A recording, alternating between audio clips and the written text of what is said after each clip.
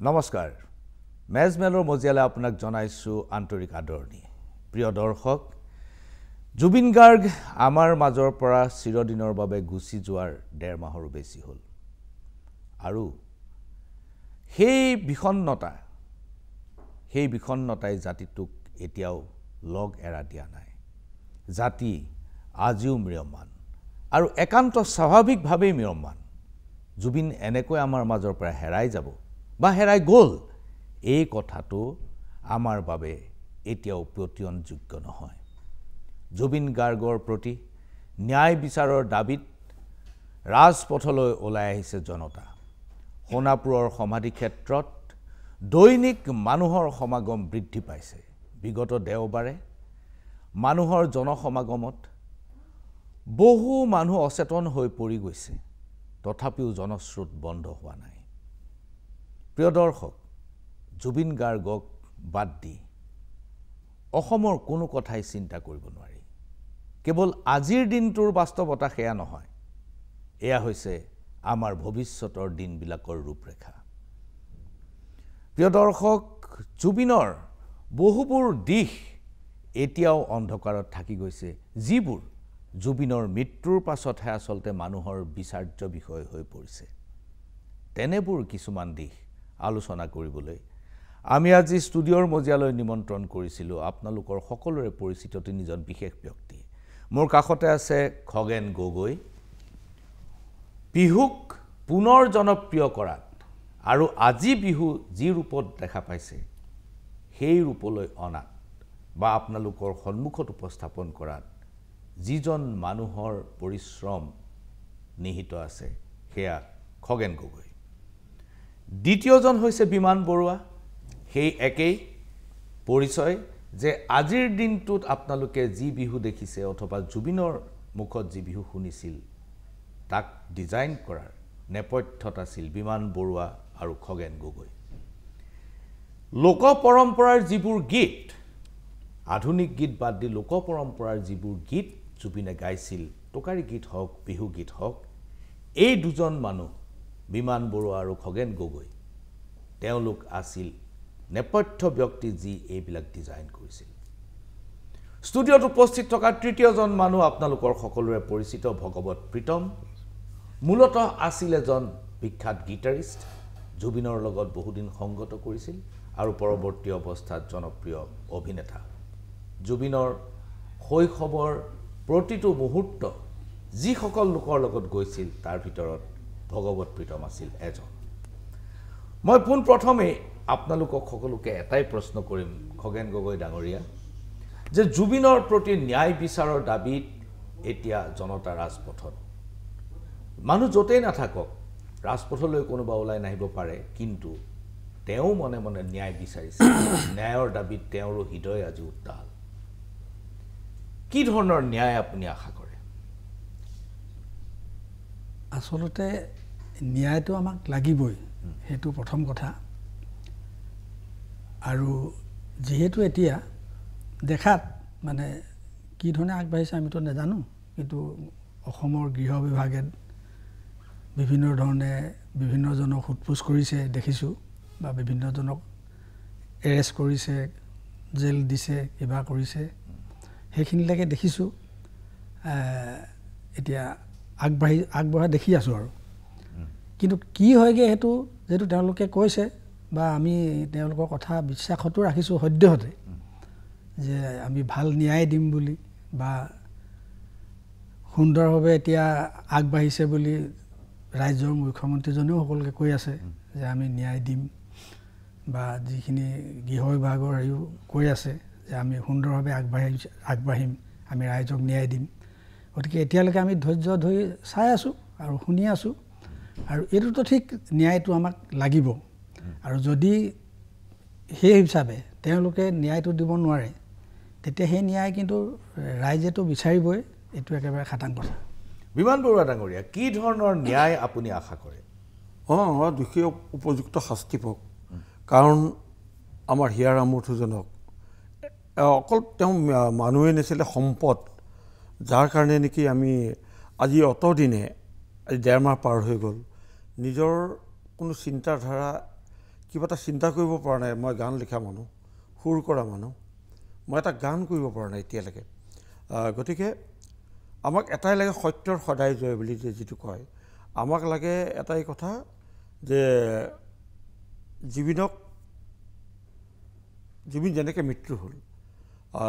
যিবোৰ ফুটেজৰ ওপৰত আমি দেখিছোঁ, সেইবিলাকৰ পৰা আমাৰ যিটো ধাৰণা হয়, গতিকে যিবিলাক তাত আছিল তেওঁলোকক আমি বিচাৰৰ আওতালে আনিব লাগে, বিচাৰৰ আওতালে আৰু বিচাৰ কৰি উপযুক্ত শাস্তি দিব লাগে। ভগৱত প্ৰীতম, কি ধৰণৰ ন্যায় আপুনি আশা কৰে? চাওক, গল্ডিক হেৰুৱাৰ পিছত আমি যিদৰে মানে যিটো মৰ্মাহত হৈছিলোঁ, আৰু সেইখিনিৰ পৰা এতিয়াও আমাৰ কোনো, অকল মই বুলিয়ে নহয়, আমাৰ কোনো শিল্পী সমাজে তাৰ পৰা মুক্ত হ'ব পৰা নাই। আপুনি প্ৰত্যেকটো শ্বুটিং ইউনিটত যাওক, য'ত কাম নতুনকৈ আৰম্ভ হৈছে যদিও আপুনি তাত সেই শোকৰ সেই যিটো ছাঁটো আপুনি এতিয়াও দেখিবলৈ পাব। সেই মানুহৰ যি আনন্দ মনেৰে কাম কৰাৰ সেইটো কেতিয়া আকৌ ঘূৰি আহিব সেইটো আমিও ক'ব নোৱাৰিম। আৰু তাৰ বাবে যদি উপযুক্ত ন্যায় এটা যদি আমি পাওঁ, সেইটোহে আমাক সেই সান্তনাখিনি দিব। আৰু আমি আশা কৰোঁ যে এখন সুন্দৰ পানী নসৰকা যদি চাৰ্জশ্বীট প্ৰস্তুত হয়, আৰু সেই চাৰ্জশ্বীটৰ ওপৰত বিবেচনা কৰিয়েই হয়তো বাকী কামখিনি ন্যায়ালয়ৰ ওপৰত থাকিব। গতিকে আমাৰ ন্যায়ালয়ৰ ওপৰত আমাৰ সম্পূৰ্ণ বিশ্বাস আছে, আমাৰ ঈশ্বৰৰ ওপৰত সম্পূৰ্ণ বিশ্বাস আছে, যাতে মানে দোষীয়ে শাস্তি পায়। ইয়াত যোন জড়িত আছে, এই মানে যোন দায়ী আমি গল্ডিক হেৰুৱাৰ ক্ষেত্ৰত। ভগৱত প্ৰীতমৰ যিখিনি কথা, তাৰ পৰা মই অনুমান কৰিব পাৰিছোঁ, হয় আমাৰ নিজৰ অভিজ্ঞতা এইটো। আমি প্ৰাগ নিউজৰ ষ্টুডিঅ'ত বহু শিল্পী মাতিছিলোঁ আৰু আমাৰ কিছুমান কাৰ্যসূচীৰ ৰেকৰ্ডিং চলি আছিলে, কিন্তু জুবিনৰ মৃত্যুৰ পাছত সেই বাদ্যযন্ত্ৰীসকলে মানসিকভাৱে প্ৰস্তুত হ'ব পৰা নাই, তেওঁলোকে বজাবলৈ ইচ্ছা কৰা নাই। এইটো আজিৰ দিনতো একেবাৰে ৰুহ বাস্তৱ। মই দ্বিতীয়টো প্ৰশ্ন কৰিব খুজিছোঁ সকলোকে, খুব স্পৰ্শকাতৰ প্ৰশ্ন, খগেন গগৈ ডাঙৰীয়া, যে ন্যায় বিচাৰৰ প্ৰক্ৰিয়াটো চলি আছে, তদন্ত চলি আছে, ন্যায়ালয়লৈ যাব, ন্যায়িক আয়োগ গঠন হৈছে, আৰু সংবাদ মাধ্যম আৰু সামাজিক মাধ্যমত বিভিন্ন ধৰণৰ চৰ্চা চলি আছে। তাৰ মাজত শেহতীয়াকৈ যোৱা কেইটামান দিনত জুবিনৰ মৃত্যুৰ বাবে তেখেতৰ পৰিবাৰ গৰিমা গাৰ্গকো জগৰীয়া কৰিব বিচৰা হৈছে। প্ৰশ্ন কৰা হৈছে যে যদি জুবিন অসুস্থ আছিল তেনেহ'লে গৰিমা গাৰ্গে যাবলৈ দিব লাগে কিয়? এই কথাটোত গৰিমা গাৰ্গ খুব অস্বস্তিত পৰা বুলি ডক্টৰ হিতেশ বৰুৱাই সংবাদ মাধ্যমক জনাইছে। খগেন গগৈ ডাঙৰীয়া, আনকি পৰেশ বৰুৱাইও কৈছে যে গৰিমা গাৰ্গ কিছু পৰিমাণে হ'লেও দায়ী, আৰু পৰেশ বৰুৱাইটো এটা সাক্ষাৎকাৰত কৈছে এইটো আত্মহত্যাৰ নিচিনা ঘটনা হৈছে। গগৈ ডাঙৰীয়া, আপুনি কি কয়? এই কথাবিলাক শুনি আচলতে মনত বৰ দুখ পাইছোঁ। কেলে জুবিনৰ যাবলৈ মন নাই বুলিতো বহুতেই জানে, আৰু কৈছিলোঁ বহুতক যে মোৰ কাম চলি আছে, মই ৰৈ ৰৈ বিনালে চিনেমাখন মই অতি সোনকালে ৰিলিজ দিব লাগে, গতিকে মই ছিংগাপুৰলৈ নাযাওঁ। কিন্তু এই ধৰণৰ তেতিয়া ওলাইছে যে কোনোবা মানে যিবিলাকে পাতিছে ফেষ্টিভেলটো, কোনোবাই কিবা বহুতেতো কৈছে যে ছুইচাইড কৰিম তুমি নগ'লে বুলি, সেনেকুৱা ধৰণৰ কথা ওলাইছে, মানে আৱেগিক ব্লেকমেইলিং কৰা হৈছে, ব্লেকমেইলিং কৰা নিচিনা হৈছে। গতিকে সেইকাৰণে বহুজনেই জানে আমাৰ হেৰিয়ে যে তাৰ যাবলৈ মন নাছিলে, গতিকে খুব অনিচ্ছাকৃতভাৱেহে জুবিনক ছিংগাপুৰলৈ লৈ যোৱা হ'ল। আৰু লৈ যোৱা হ'ল যি হ'ল, আৰু যিসকলে জানিছিলে যে তাৰ যিটো অসুখ আছিলে, আৰু ডাক্তৰ হিতেশ বৰুৱাদেৱে কৈছে সেইদিনাখন যে আমি বাৰে কৈছিলোঁ, মেনেজাৰ সিদ্ধাৰ্থও জানে যে পানী জুই এইবিলাকৰ পৰা তাক আঁতৰাই ৰাখিব লাগে, আৰু যিখিনি দৰৱ দিছিলে সেই দৰৱটো মানে ডেইলি নোখোৱাকৈ থাকিলে তাৰ অসুবিধা হ'ব। গতিকে সিমানখিনি জানি শুনিও তেওঁলোকে নি এই সাগৰত সাঁতুৰিবলৈ দিছে, বা কোৱা শুনিছোঁ গোটেই ৰাতিটো টোপনি ক্ষতি কৰাৰ পিছত আকৌ কিবা কিবি নিচাজাতীয় বস্তু খাইছে, বা যিয়ে নহওক বিয়েৰে হওক বা কিবা হওক, আৰু সেই ধৰণে লৈ গৈছে। গতিকে সেইফালৰ পৰা তেওঁলোকৰ সম্পূৰ্ণ নেগলিজেঞ্চি এটা। নাই, মই পৰিবাৰ গৰিমা গাৰ্গৰ প্ৰসংগত যিবোৰ আলোচনা, সেইকাৰণে কৈছোঁ যে তেওঁ গৰিমাও পঠিয়াবলৈ ইচ্ছা আছিলে নে মই নাজানো, কিন্তু তাই হয়তো নাছিলেই, কিন্তু উপায় নাই। কিছুমান মানুহৰ কথা তাইও তেনেকৈ ইমান গুৰুত্ব মানে এৰাব নোৱাৰা নিচিনা হয়, হেঁচাত পৰি যায়। গতিকে গৰিমাই হয়তো তেনেকুৱাকৈ অনিচ্ছাকৃতভাৱে হ'লেও যাবলৈ দিবলগীয়া হ'ল, কিন্তু হ'লেও গতিকে এতিয়া সেইধৰণে যে তেওঁ ইচ্ছাকৃতভাৱে বা তেওঁ কেলৈ পঠালে বা আমুক তামুক, এইটো এটা নতুন কিবা এটা মানে ধাৰা এটা আকৌ সৃষ্টি কৰিব বিচাৰিছে কিয়, সেইটো কিন্তু বৰ দুখৰ কথা। সেইটো কিয় কৰিব বিচৰা হৈছে? বিমান বৰুৱা ডাঙৰীয়া, একেটাই প্ৰশ্ন যে মৃত্যুৰ বাবে পৰেশ বৰুৱাই হওক বা আন কোনো ব্যক্তিয়ে হওক গৰিমা গাৰ্গক দোষাৰোপ কৰিছে, আপুনি কি কয়? না সেইটো ভুল। কাৰণ কি, জুবিনক হ'ল আজি কত বছৰ হ'ল মই লগ পোৱা, কিন্তু সি যিটো কৰিম বুলি কৰে সেইটো কৰে। কিন্তু এক নম্বৰ কথা হ'ল কি, তাৰ যাবলৈ ইচ্ছা নথকাটো সত্য কথা, আৰু তেওঁলোকৰ জোৰ জবস্তি নিয়াটোৱে তেওঁলোকৰ অপৰাধ এজন অসুস্থ মানুহক, আৰু পানীত গোটেই ৰাতি উজাগৰে থকাৰ পাছত, আৰু দেখিলেই তাক গম পাই নহয় কেনেকুৱা দুৰ্বল বুলি। আৰু সেইটোৱেই তেওঁলোকে ৰক্ষণাবেক্ষণ কিয় নিদিলে? আৰু দ্বিতীয়তে গৰিমাক তেওঁলোকে কিবা বোলে ভিছাও কেঞ্চেল হৈছে নে কিবা ভিছাও দিয়া নাছিলে নিবলৈ, গতিকে গৰিমাক কি দোষ আছে এইটো? আচ্ছা, পৰেশ বৰুৱা ডাঙৰীয়াই এই কথাটো আচলতে ক'ব নাপায় যে আত্মহত্যাৰ চেষ্টা কৰিছে বুলি, এইটো এটা ভুল কথা। যিজন মানুহে নেকি মৃত্যুৰ পাছতো অসমতে জুবিন গাৰ্গ হৈ জন্ম ল'ম বুলি কয়, তেনেকুৱা এজন ব্যক্তিৰ পৰা আমি তেনেধৰণৰ কথাটো শুনাটো বৰ দুৰ্ভাগ্যৰ কথা, এক নম্বৰ কথা। আৰু গতিকে মৃত্যু কেনেকৈ আহিলে, কেনেকৈ কোনো জন্ম মৃত্যু বিবাহ কোনেও গম নাপায়। গতিকে এইটোত আমি কিবা এটা গম পাইছোঁ কাৰণেহে অসমৰ কিমান কোটি 3 কোটি কিমান লাখ জনতাই আজিও সেই একে অৱস্থাত কিয় আছে? মানুহ মৃত্যু হয়, কিবা এক্সিডেণ্ট হয়, কিবা হয়, কাৰোবাৰ হয়, কিন্তু এইটো এমাহ হ'লে ধৰক 10-12 দিন 15 দিন থাকে। কিন্তু জুবিনৰ আপুনি ভাবে নেকি যে এই বস্তু 3 মাহ 6 মাহ নাই? এইটো কল্পনা কৰিব নোৱাৰে। এইটো কিমান দিন থাকিব সেইটো কোনো ক'ব নাই। গতিকে তেনেকুৱা এজন মানুহক তেনেধৰণৰ মৃত্যুৰ পাছত যিখিনি তেওঁৰ বিষয়ে মানে কিবা হৈছে, সেইটো অত্যন্ত দুখৰ বিষয়, আৰু আমি দুখ পাইছোঁ। ভগৱত প্ৰীতম, আপুনি কি কয়? গৰিমা গাৰ্গক দোষাৰোপ কৰিব খোজাৰ প্ৰচেষ্টাটো বা অপচেষ্টাটো আপুনি কি ধৰণে লৈছে? চাওক, আপুনি হেঁতেন যদি আমি প্ৰশ্নবোধক চিন দি গৈ থাকোঁ, বহুত হেঁতেন ওলাব তাত। জুবিনে সমগ্ৰ অসমখনকে নিজৰ ঘৰ বুলি ভাবিছিলে, প্ৰত্যেকজন মানুহক নিজৰ ভাই ককাই নিজৰ পৰিয়ালৰ মানুহ বুলি ভাবিছিলে। আৰু গৰিমায়েও জুবিনৰ লগত থাকি থাকি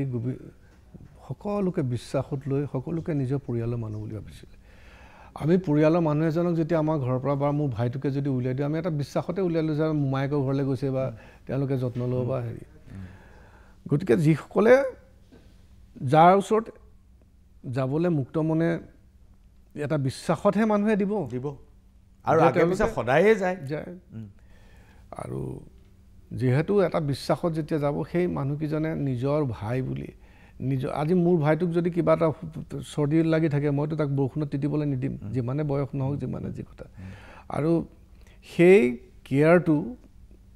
ল'ব লাগে। আমি বহুত ক্ষেত্ৰত আমাৰ শ্বুটিঙত কোনোবা বয়োজ্যেষ্ঠ এজন আহে, যদি অলপমান অসুখ হৈ থাকে, যদি ঘৰৰ পৰা পঠাবলৈ দিগদাৰ পায়, আমি আনি পেলাই আমি কি কৰোঁ, তেওঁক পূৰা আমি কেয়াৰ লওঁ। আৰু সেই দায়িত্বটো সেই মানুহখিনি থাকিব লাগে যে এইটো অকল এণ্টাৰটেইনমেণ্টৰ এটা সামগ্ৰী নহয়, যে আমাক এণ্টাৰটেইনমেণ্টৰ কাৰণে আনিছোঁ বা আমি তেওঁৰ লগত ফটোখন তুলি পেলাই বিয়াত এটা গৌৰৱবোধ কৰিছোঁ, ছ'চিয়েল মিডিয়াত দিম, ফূৰ্তি ফাৰ্তা কৰিলোঁ। কিন্তু সেই ৰেছপনচিবিলিটি মেইন বস্তু যে তেওঁ মোৰ পৰিয়ালৰ মোৰ এটা অংগ, এটা বিশ্বাসত মোৰ লগত পঠাইছে, গতিকে মোক তেওঁৰ সম্পূৰ্ণ কেয়াৰ লোৱাটো মোৰ এটা সেইটো ধৰ্ম, সেইটো দায়িত্বই নহয়। তো সেই ক্ষেত্ৰত গৰিমাই এটা বিশ্বাসতে হেৰি কৰিছিলে, আৰু তেনেকৈ এৰি দিয়ে আছে ইমান বছৰ গৈ আছে, ক'তো একো হোৱা নাই। আৰু গৰিমা গাৰ্গক দোষাৰোপ কৰিবলৈ যিটো চেষ্টা কৰা হৈছে সেইটো আপুনি কি ধৰণৰ কথা বুলি ভাবে? সেইটো আচলতে কৰিব নালাগে বুলি মই ভাবোঁ। আৰু আপুনি চাওক, আজি অসমত মোৰ এটা বিশ্বাস আছে দেই, মই এটা আধ্যাত্মিক হেৰিটো থকা, আজি যদি ভাৰতত হ'লহেঁতেন বা অসমত হ'লহেঁতেন তাৰ একো নহ'লহেঁতেন। অসমৰ মাটিয়ে তাক কেতিয়াই ইয়াৰ পৰা যাবলৈ নিদিলেহেঁতেন। আৰু ইয়াত আপোনাৰ যিমানকেইটা আপোনাৰ হেৰি হৈছে, ঘটনা হৈছে, চিৰিয়াছকৈ কেতিয়াবা ক'ৰবাত পৰি গৈছে, ফাংচনৰ মাজতে পৰিছে, লগে লগে মানুহে চাওক, মানুহে লগে লগে তাক হেৰি কৰিছে, ট্ৰিটমেণ্ট কৰিছে। এবাৰ ডিব্ৰুগড়তো হোৱাৰ পিছত ডিব্ৰুগড়ৰ পৰা ডাইৰেক্ট এয়াৰলিফ্ট কৰিছে। আৰু সেইটো আৰু মানে মই নিজকে এনেকৈ সান্তনা লওঁ যে এইটো চাগে ঈশ্বৰৰ ইচ্ছা, এটা অৱতাৰী পুৰুষ হিচাপে এটা দায়িত্ব দি চাগে ঈশ্বৰে পঠাইছিলে, আৰু সেইখিনি দায়িত্ব চাগে কমপ্লিট হোৱাৰ পিছত ঈশ্বৰে আকৌ নতুনকৈ কিবা দায়িত্ব দিব, আকৌ ইয়াতে জন্ম হ'ব।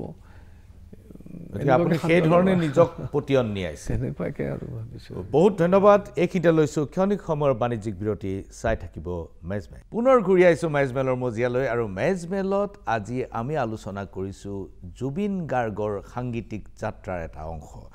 খগেন গগৈ ডাঙৰীয়া, জুবিন গাৰ্গক প্ৰথম লগ পোৱা, জুবিন গাৰ্গৰ লগত আপোনাৰ একাত্মতা আৰু জুবিন গাৰ্গৰ সাংগীতিক যাত্ৰাত আপোনাৰ অংশগ্ৰহণ, কোনবিলাক কথাই আপোনাক এতিয়াও আমনি কৰে? তেতিয়া আমি বিহু কেছেট কৰিছিলোঁ, হয়, বিহু টোকাৰী এইবিলাক। আৰু সেই সময়ত আমি কেইজনমান মানুহে আছিলোঁ তেতিয়া। আমাৰ এনেই জ্যেষ্ঠ হিচাপে, জ্যেষ্ঠ বুলি নহয় আৰু অলপ আগভাগ লোৱা ভাইটিদা আছিলে, মহানন্দ মজুমদাৰ বৰুৱা। মহানন্দ মজুমদাৰ আৰু ঢোল বজোৱা এজনে আছিলে দিলীপ গগৈ, তেওঁ কালু গাঁৱৰ শিৱসাগৰ। দিলীপ গগৈ তেওঁ মেডিকেলত চাকৰি কৰিছিলে। তাৰপৰা বিপুল চেতিয়া ফুকন, আৰু বাঁহী বজোৱা এজনে আছিলে লক্ষী ৰহাং বুলি, তেওঁ পাব্লিচিটিত চাকৰি কৰিছিলে প্ৰথমখিনিত। তেতিয়া আমি সেই 1977ত 1985 মানত ভূপেন উজিৰে, ভূপেন দাই অডিটেক ষ্টুডিঅ'টো খুলিছিলে। তাৰ আগত অকল জ্যোতিচিত্ৰবনে, আমি জ্যোতিচিত্ৰবনতে কৰিছিলোঁ। কিন্তু ফিল্ম ক্ৰাফ্ট খুলিছিলে 86ত, আৰু 87ত ভূপেন দাই অডিটেক।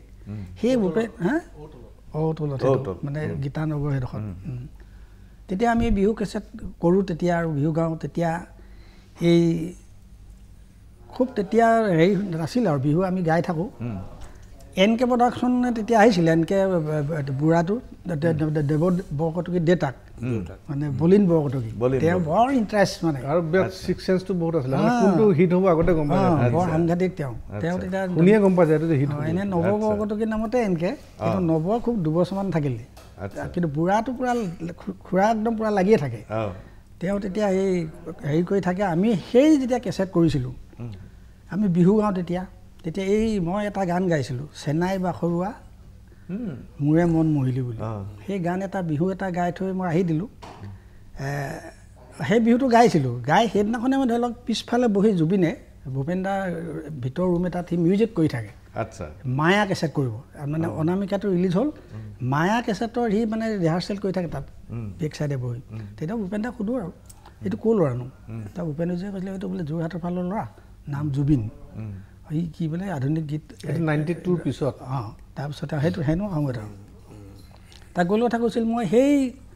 যিটো বিহু গাই থৈ আহিলোঁ চেনাই বাখৰুৱা বুলি, সেই বিহু গীতটো সি ৰাতি শুনিলে, শুনি সি মোক বিচাৰিলে। আচ্ছা, এই মানুহজনক মই লগ কৰিম বুলি। আৰু তেতিয়া কিন্তু সি আছিলে দেউতাকৰ লগত ছেক্ৰেটেৰিয়েটৰ কোৱাৰ্টাৰ, ছেক্ৰেটেৰিয়েটৰ কোৱাৰ্টাৰত আছিলে জুবিন। দেউতাকে তাত ডেপুটি ছেক্ৰেটেৰী, মোহিনী মোহন বৰঠাকুৰ। খুৰা তেখেত আছিলে ছেক্ৰেটেৰিয়েটত। সি তেতিয়া মোক হেৰিত বিচাৰি গ'ল, কাহিলপাত মই য'ত আছিলোঁ, বিচাৰি পেলাই এনেধৰণৰ কথা, আপোনাৰ লগত চিনাকি হ'বলৈ আহিলোঁ মই, আপুনি কালি বিহু এটা গাই থৈ আহিলে বৰ ভাল লাগিলে, ময়ো কেতিয়াবা বিহু গাবলৈ ইচ্ছা আছে বুলি ক'লে। মই বোলো হ'ব আৰু গাবি। সেয়ে তাৰ লগত চিনাকি। তাৰপিছতে এই বিহু চিহু গোৱা হেৰিটো আৰম্ভ হ'ল। বিহু এটা আগতে গাইছিলে নাজানো, কিন্তু আমি জয়ন্ত সোণোৱালে মই তেতিয়া মানে জয়ন্ত আমাৰ ওচৰতে গণেশ মন্দিৰৰ ওচৰত ল'ৰা দুলু দাস বুলি, সেই ল'ৰাটোৱে ক'লে মই বিহু কেছেট এটা কৰোঁ, খগেন দা আপুনি গাই দিব। মই তাক ক'লোঁ কি মই গাম বাৰু, কিন্তু ল'ৰা এটা আছে নতুন, এই জুবিন বুলি, সিটো ধুনীয়া কিবা মায়া কি কয় কেছেট এটা কিবা 2টা ওলাইছে, বৰ ধুনীয়া গাইছে সি, এতিয়া তাকো বিহু গাই দিব লাগে। তাৰ মাতা ক'লোঁ বিহু গাম বুলি কৈছিল নহয়, তাক ক'লোঁ অঁ বোলে গাম, মাতি দিলোঁ তাত। তেতিয়া এই ফ্ৰেঞ্চ বুলি এটা ষ্টুডিঅ' আছিলে, ফ্ৰেঞ্চ ইয়াতেই তেতিয়া তাৰ ধ্ৰুৱ শৰ্মা ন, সেই ফ্ৰেঞ্চত অৱনী তাঁতী ৰেকৰ্ডিষ্ট আছিলে, সেয়াতে আমি কৰিছিলোঁ। তেতিয়া সেই জুবিনে 7টা গালে, মই আকৌ এটাই গালোঁ, কেলৈ মই আকৌ এই ৰাছিয়ালৈ হেৰিলৈ যাবগৈলগীয়া হ'ল আইমণি গগৈৰ লগত, বিহু দল এটাৰ লগত যাবলগীয়া হ'ল। তেতিয়া মই এটাই গাই থৈ গৈছিলোঁ, নৈ নাচনী এনেকুৱাকৈ গান এটা, 7টা গান জুবিনে গালে আৰু ভিতালী। অঁ তেতিয়াৰ পৰাই সেই কেছেটবিলাক চলিলে। তাৰপিছতে বিমানহেঁতে পালে পাছৰখিনিত, মানে সেইখিনি সমসাময়িকে গোটেইখিনি দেই, গোটেইখিনি একে সময়তে সমান্তৰালভাৱে হৈ আছিলে। বিমান বৰুৱা ডাঙৰীয়া, জানমণি অসমৰ মানুহৰ অন্তৰত জোৱাৰ তোলা এটা ছিৰিজ আজিও চলি আছে, আজি ভি ফাংচনত এই জানমণিয়ে চলে। দুপৰীয়া যেতিয়া আমাৰ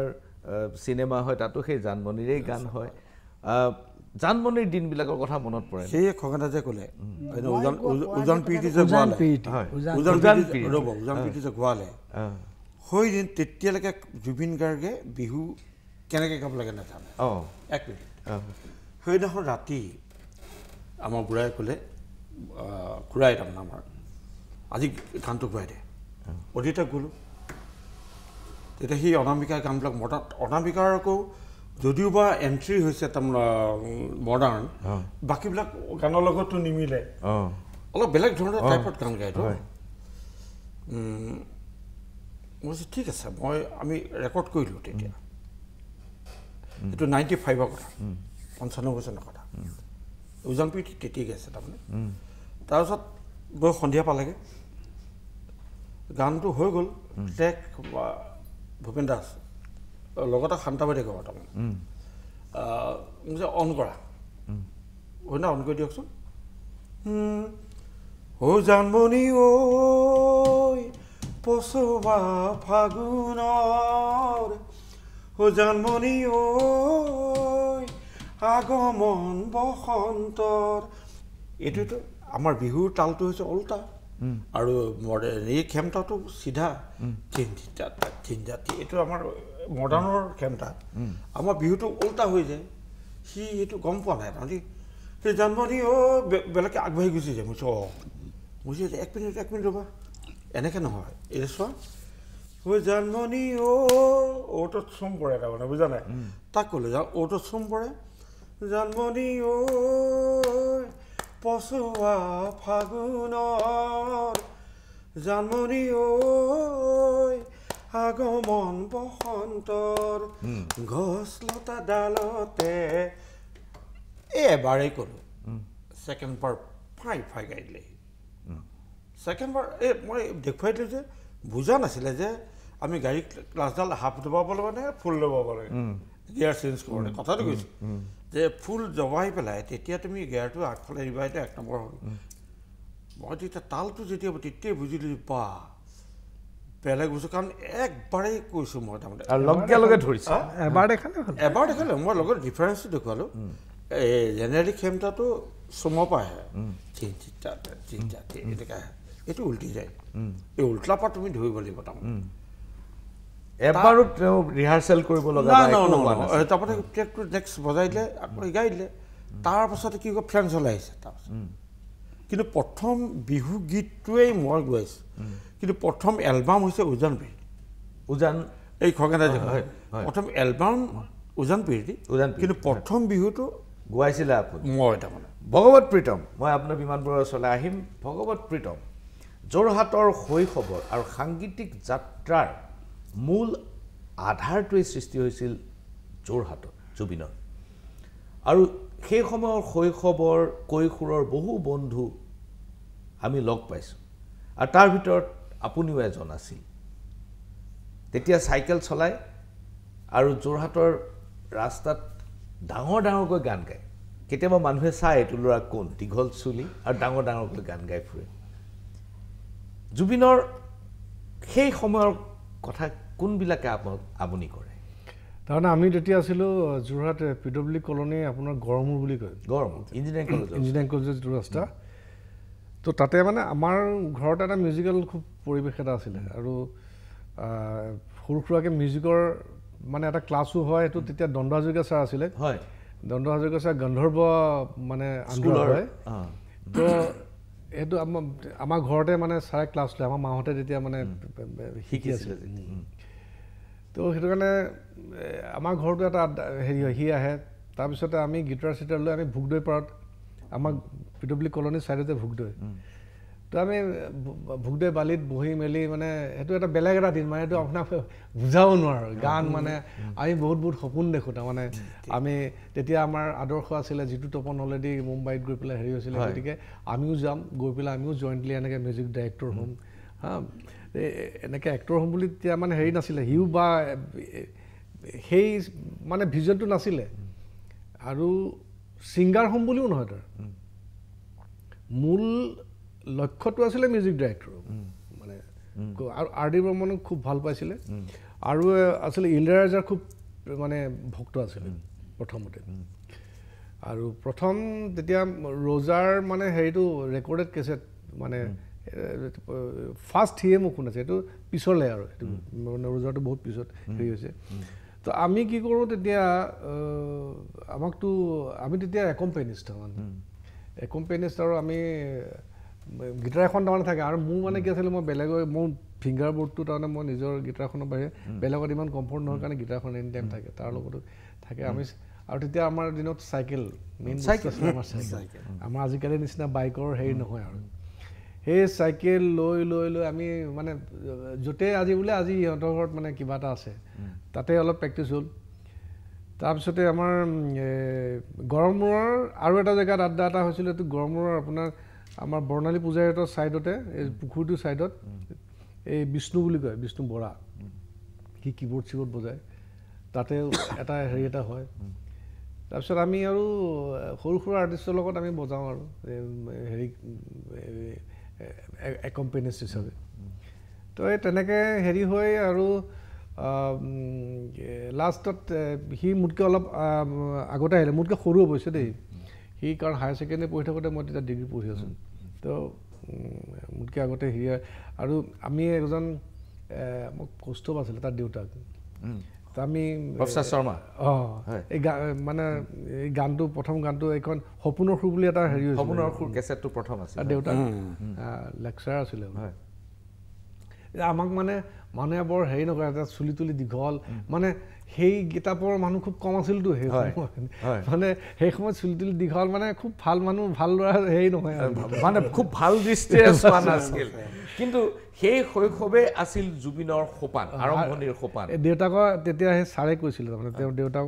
মানে লেকচাৰ আছিল দেই অনিল শৰ্মা ছাৰ তহঁতি যে এনেকৈ ঘূৰি ফুৰ সেই কথাটো কিন্তু মই সদায় পিছত মনত ৰাখোঁ দেই তেওঁ এটা কথা বিৰাট ডাঙৰ কথা ক'লে তহঁতে সদায় ঘৰত গৈ হিচাপ কৰিবিচোন দিনত কেইটা নতুন কথা শিকিলি এদিনত যদি এটা নতুন কথা শিক 365 দিনত 365টা নতুন কথা শিকি ৰাইট এইটো খুব ডাঙৰ সেইদিনাখন মই এইটো ফ'ল' কৰিলোঁ হয় অধ্যাপক শৰ্মাৰ দৃষ্টিত তেখেতে খুব ভাল কথা শিকাইছিল আৰু মই ভাবোঁ যে জুবিনৰো সেইটো কথা নিশ্চয় মনত আছে কাৰণ জুবিনৰ এটা কিউৰিচিটি আছিল এটা অনুসন্ধিত খুব মন আছিল যে প্ৰত্যেকটো কথাতে এইটো কিয় সেইটো কিয় মই কেতিয়াবা সুযোগ পালে মই ক'ম বহুত কথা মোৰ লগতো হয় তেতিয়া এনেকুৱা কথাবিলাকত তেওঁৰ সেই অনুসন্ধিতটোৰ আভাসটো পোৱা যায় প্ৰিয় দৰ্শক এইখিনিতে লৈছোঁ ক্ষণিক সময়ৰ বাণিজ্যিক বিৰতি চাই থাকিব মেজমেল পুনৰ ঘূৰি আহিছোঁ মেজমেলৰ মজিয়ালৈ আৰু মেজমেলত আজি আমাৰ আলোচনাৰ বিষয় জুবিন গাৰ্গ আৰু জুবিন গাৰ্গৰ আমি নেদেখা কিছুমান দিশ খগেন গগৈ ডাঙৰীয়া আপুনি জুবিন গাৰ্গৰ লগত বহুত বিহু কৰিলে আপুনি বিমান বৰুৱা এই দুজনেই তেওঁৰ বিহুৰ ডিজাইনৰ নেপথ্য ব্যক্তি গগৈ ডাঙৰীয়া আপুনি জুবিনক শিকাই আছে জুবিনে একান্ত মনে শুনি আছে আৰু একো মতা নাই আৰু সেই সময়ত জুবিনে আপোনাৰ সুৰটোৰ পৰা টানি কাজটো শেষৰ ফালে সলনি কৰি দিলে সলনি কৰি দিয়াৰ লগে লগে ক'লে ঠিক আছে হ'ব তো তোৰ মতে গা সেই বুলি আপুনি তাক ষ্টুডিঅ'ৰ ভিতৰলৈ সোমাবলৈ ক'লে এতিয়া আপুনি জুবিনক সেই লিবাৰ্টিটো কিয় দিছিলে আপুনিতো বিহুৰ ক্ষেত্ৰত খুব কঠোৰ নহয় মানে তাৰ মাতটোত মোৰ যিটো ভইচ বা তাৰ যিটো ভইচ কিছুমান পুৰণা গীত হ'লেও মানে তাৰ কিছুমান এটা ঠাঁচ এটা দি দিলে সেইটো মানে খুব শুৱলা হয় শুনিবলৈ শুৱলা হয় গতিকে কিছু ক্ষেত্ৰত তাত মানে দেখিলে শুনিলে গম পোৱা যায় যে এইটো ভাল হ'ব গতিকে তাক যে তোৰ ভাগে গা হ'ব ভালেই লাগিছে এইটো বুলি মানে সেইধৰণে তাক কোৱা হয় আৰু সেইধৰণে সি আইডিয়াটো ল'বও জানে আৰু সি কেতিয়াও হেৰি জানে যে সি এইটো কেতিয়াও বেয়া নহয় আৰু শুনিলে আমিও গম পাওঁ যে এইটো ধুনীয়া হৈছে মানে শুনিবলৈ শুৱলা হৈছে গতিকে তাৰ এইখিনি সুন্দৰ হেৰি আছিলে বিহু বুলিয়ে নহয় এবাৰ মানে দেৱই ক'লে দেৱ বৰকটকীয়ে যে টোকাৰী গীত এটা কৰিম 4টা গান জুবিনে গাব আৰু 4টা গান খগেন দা আপুনি গাব খালি কোৰাছ আকৌ 2টাই গাব লাগিব আনক গাবলৈ নিদিওঁ তাৰপৰা সেই ৰত্নাকৰ বুলি কেছেটটো দেই টোকাৰী গীতৰ তাৰপৰা মই বাৰু 4টা গান গালোঁ সিও 4টা দুদিনৰ ভিতৰত গালে ৰাতি ৰাতিহে আৰু তাৰপৰা এদিন ক'লে হেৰি কোৰাছ গাই দিম খগেন দাই মই কোৰাছ গাম বুলি ৰাতি মাতিলে দেৱই ক'লে ৰাতি খগেন দা আহিব বুলি আমি তাৰমানে 1টামান বজাত 12:30 বজাত বহিছোঁ আৰু এই আৰম্ভ কৰিছে আৰম্ভ মাইক 12:30 আৰম্ভ হৈছে তাৰমানে হেৰি আৰু থিয় হৈ নহ'ব মানে একদম বহি আৰু বহি লৈ দুফালে 2টা মাইক দিছে আৰু খাদ্য গোটাই লৈছে আৰু মানে নুশুতে মানে মুঠতে 4টা হেৰি কি কয় 8টা গান মানে কোৰাছ গাই দিব আৰু কোৰাছ গাইছোঁ কি সঁচাকৈ মানে আমি গাইছোঁ এবাৰতে চব অ'কে বুলি কৈছে তাত চবকে সেইখিনি বাহাদুৰি মাৰি কয় এই তহঁতি কিডাল গাৱ বুঢ়াই মই 45 মিনিটৰ কেছেট 55 মিনিটত কোৰাছ গাইছোঁ আপোনাক জুবিন গাৰ্গে বুঢ়া সিংহ বুলি কৈছিল কিহৰ কাৰণে কৈছিলে কি ৰেফাৰেঞ্চত আছিল এইবোৰ শিকাই থোৱাৰ কাৰণে এইটো আমাৰ বিহুৰ বুঢ়া সিংহই এইটো বুলি ক'লে সেই বুঢ়া সিংহ বুলি তাৰ মুখত ওলালে সেই তেতিয়াৰ পৰা সি বুঢ়া সিংহ বুলিয়ে কয় আৰু কি হয় মানে টোকাৰী গীতে হওক আগতে যেতিয়া সি বম্বেলৈ গুচি গ'ল গোটেই প্ৰডিউচাৰবিলাক বম্বেলৈ দৌৰ মাৰে মুম্বাইলৈ দৌৰ মাৰে চব আৰু কিছুমান টোকাৰী গীত ধৰি লওক এতিয়া আমাৰ তেতিয়া আগতে বীৰেন দাস আছিলে মিউজিক মেকাৰ্ছ বা বিভিন্ন টোকাৰী গীতৰ কেছেটবিলাক লৈ যায় এই টোকাৰী গীতৰ মাজৰ যিখিনি ভাঙনি থাকে হৰি নাৰায়ণ হে ৰাম হৰি ৰাম নাৰায়ণ সেইখিনি নেগায় সি পঠাই দিয়ে এইখিনি খগেন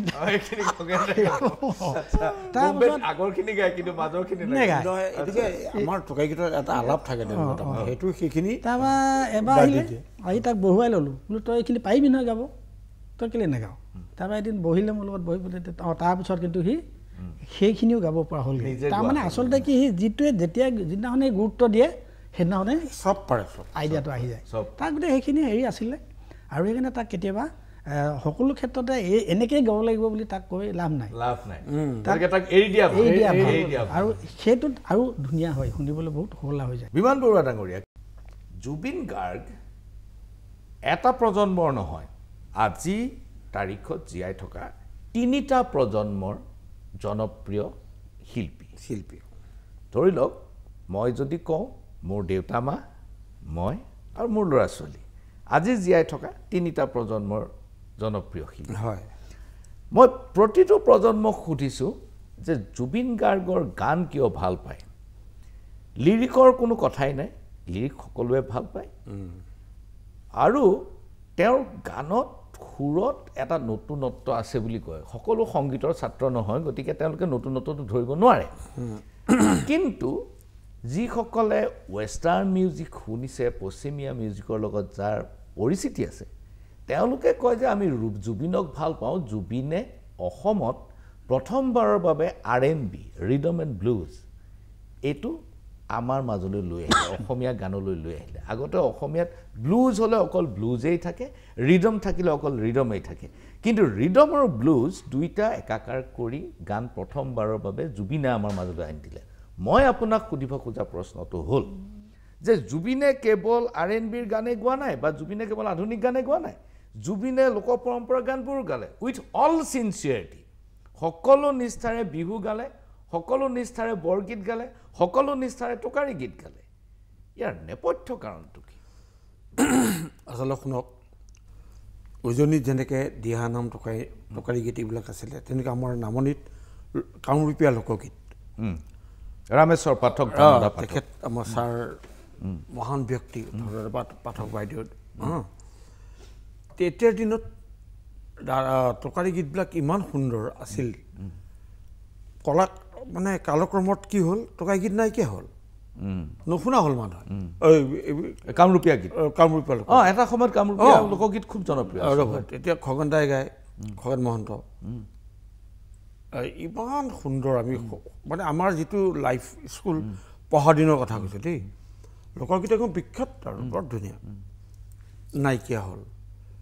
জুবিন গাৰ্গে এনেকৈ প্ৰডাকশ্যনে যেতিয়া আকৌ লোকগীতত আনিলে এই ৰামেশ্বৰ পাঠক ছাৰৰ লগত ঔ যাদৱ যেতিয়াই আকৌ জুবিনে লোকগীতত মোক দিলে তাৰমানে তেওঁ গাবলৈ ল'লে তেতিয়াৰ পৰা আকৌ লোকগীতটো উঠি আহিলে কেনেকৈ আহিলে আপুনি ঔ যাদৱ উঠাব নমালি এই যেতিয়া আমি এই বাচ্চাবিলাক আছে মোৰ ল'ৰাটো সৰু থাকোঁতে সেইটো গান গাইহে তাক জগাব লাগে তাৰমানে ইমান পপুলাৰিটি আৰু জুবিন গাৰ্গে মাইক্ৰফোনত আমি আছোঁ ইয়াত সি আছে মাইক্ৰফোন লৈ তাত য'তকৈ ভইচ ডাবিং হয় দাদা দাদা বুলি কোৱাৰ লগে লগে গোৱাৰ আগতে কিবা এটা আলাপ এটা দিয়ে বাহ তেতিয়াই মানুহ ঠাণ্ডা তাৰমানে মুখৰ পৰা কি ওলাব আজি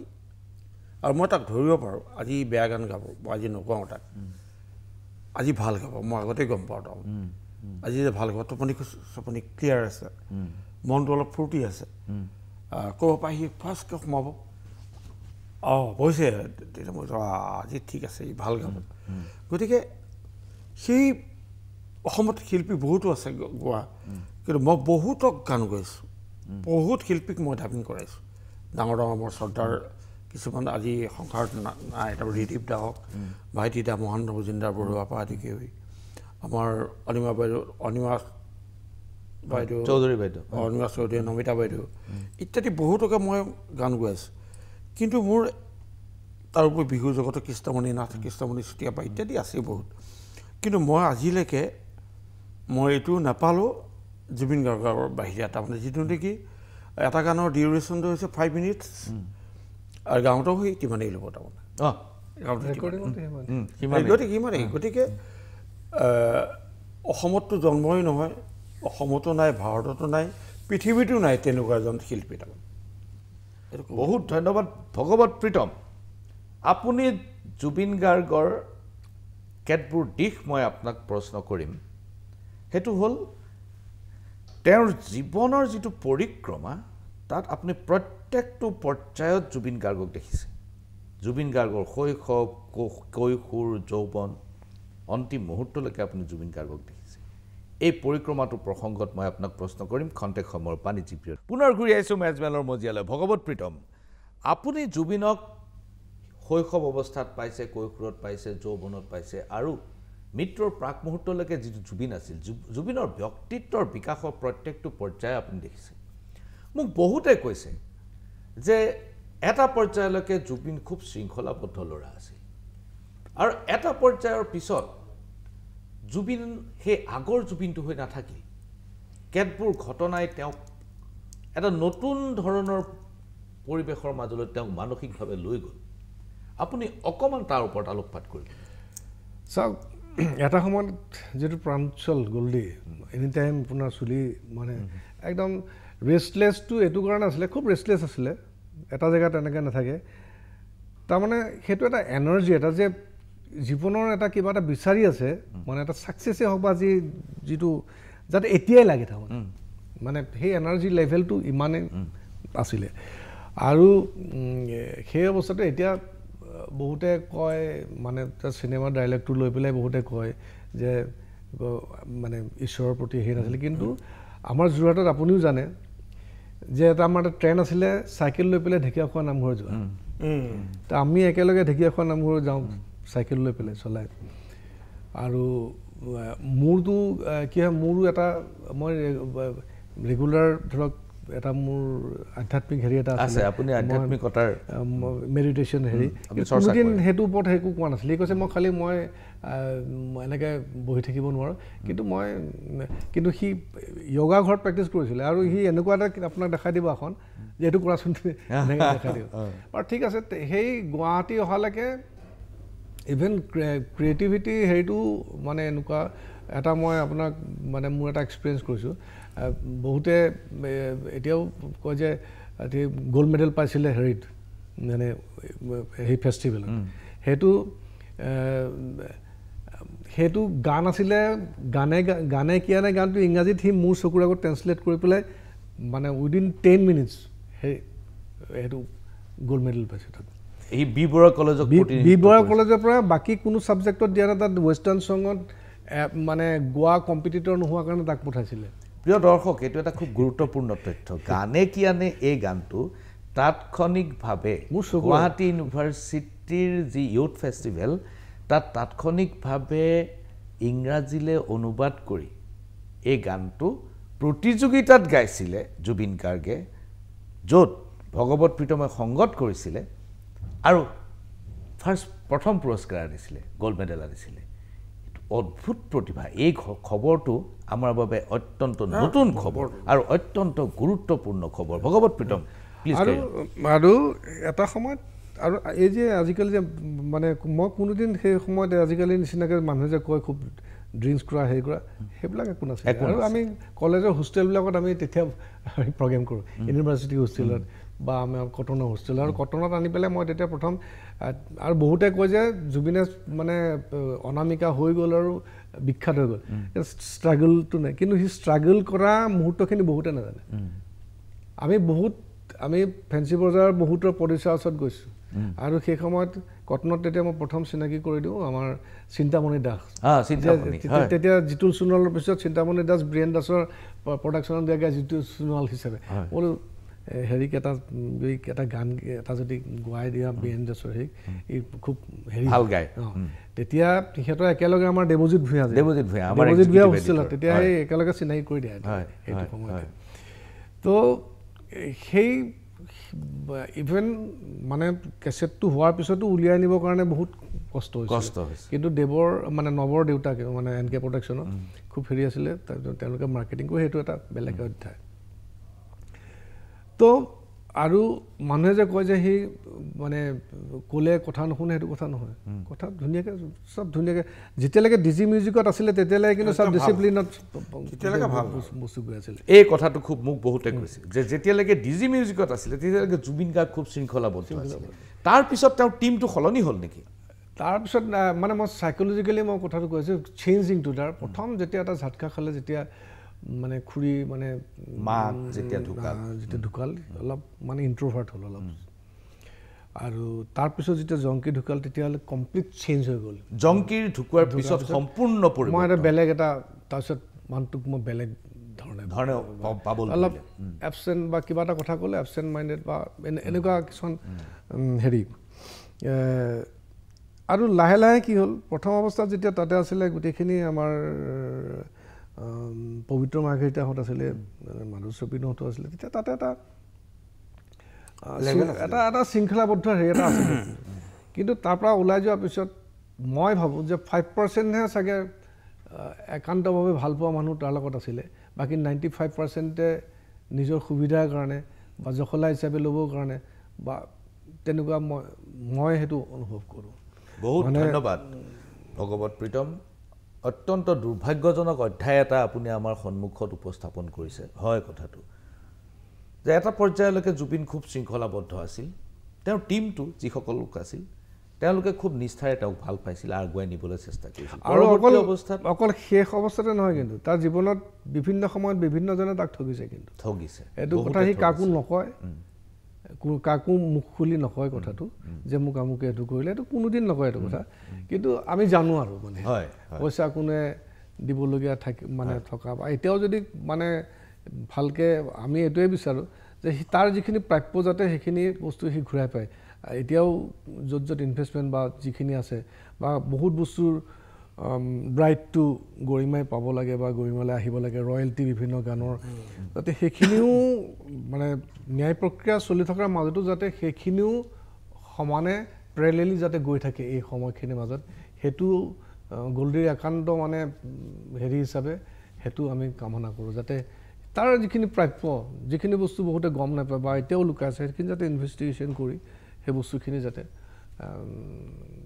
প্ৰাপ্যখিনি ওলাই আহে যাতে। মই অন্তিম মন্তব্য হিচাপে আপোনালোক দুজনৰ ওচৰলৈ যাম। 1 মিনিট খগেন গগৈ ডাঙৰীয়া কি বিচাৰে জুবিন গাৰ্গৰ মৃত্যুৰ পাছত? আপুনি নহয়, এতিয়া প্ৰথম কথা হ'লতো আমাক কৈছোঁ আমি ন্যায়টো লাগিব, আৰু এই ন্যায়টো নহ'লে এনেও বিশৃংখলতা আকৌ সৃষ্টি হ'ব। গতিকে আমি সকলোকে এতিয়া অনুৰোধ জনাওঁ, চৰকাৰে হওক বা আমাৰ যিবিলাক, আৰু এটা এতিয়া দুখ লাগিছে মোৰ, এই জুবিনক এই ৰাজনীতিৰ মাজলৈ টনা যোৱা কৰি থকাটো, এইটো দেখি অকণমান দুখ লাগিছে। যিটো তাৰতো কোনো সি ৰাজনৈতিক মানুহ নহয়, হেৰি নহয়, এটা চিধা এটা মানুহ আছিলে, শিল্পী আছিলে। গতিকে তাক লৈ বহুত ক্ষেত্ৰত এইবোৰ ইলেকশ্যনৰ ক্ষেত্ৰত এইবোৰ টনা যোৱা কৰাটো এইটো ভাল দেখা নাই, আৰু এইটো হ'ব নালাগে। তাক টানি মেলি হেৰিলৈ আনিব, ৰাজনীতিলৈ আনিব লাগে। বিমান বৰুৱা ডাঙৰীয়া, মই সেইটোৱে বিচাৰোঁ, ন্যায় বিচাৰোঁ। মুঠৰ ওপৰত আমাৰ এটা শুদ্ধ বিচাৰ লাগে। অসমখনো গোটেই ৰাইজে যাতে মুক্ত মনেৰে আকৌ কাম কৰিবলৈ প্ৰেৰণা পাওঁ। বহুত ধন্যবাদ আপোনালোক তিনিওজনলৈকে। আপোনালোকক একেলগে লগ পোৱাটো খুব কঠিন কাম, কিন্তু আপোনালোক তিনিওজন ষ্টুডিঅ'লৈ আহিল, তাৰ বাবে আন্তৰিক ধন্যবাদ। আৰু বিশেষকৈ খগেন গগৈ ডাঙৰীয়া আৰু বিমান বৰুৱা ডাঙৰীয়াক দুইজনক মই এঘণ্টা সময় তামোল নোখোৱাকৈ আবদ্ধ কৰি ৰাখিব লগা হৈছে। তেওঁলোকে তেখেতসকলে ষ্টুডিঅ'ত গান ৰেকৰ্ডিঙৰ সময়তো তামোল খাই থাকে। বহুত ধন্যবাদ, পুনৰ লগ পাম। গাঁৱতেও খাই থাকে। বহুত ধন্যবাদ, পুনৰ লগ পাম।